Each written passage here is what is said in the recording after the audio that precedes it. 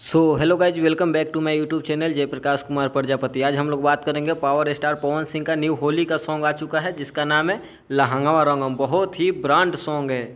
तो आइए इस गानों को आप लोगों को सुना करके दिखाता हूँ कि यह गाना कैसा है।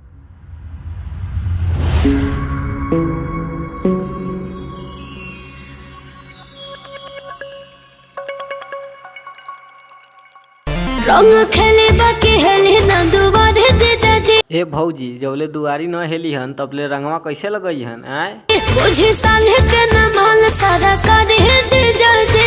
ए भौजी, कहावत न सुन ले बारू, जब तक ले साली कुंवारी है न तुम्हारी है न हमारी है, सरकारी है। तो हर साल याद साली रखबू आसो के होलिया।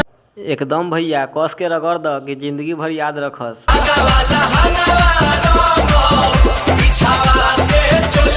आप कहाँ के ज्ञानी बाबा? बाटे चौक पे चकारी रंग दादी को देबा। अब रंगदार संगे होली खेलबू तो रंगदारिये नु करी। दादी को देबा ना भौजी, पवन भैया गदारी ना करी हन। ढेर दिन से रखल बानी का रखले बारा पवन भैया? साली हो भर तक बैगन जानी हरा तो चल जाई गलिया गलिया।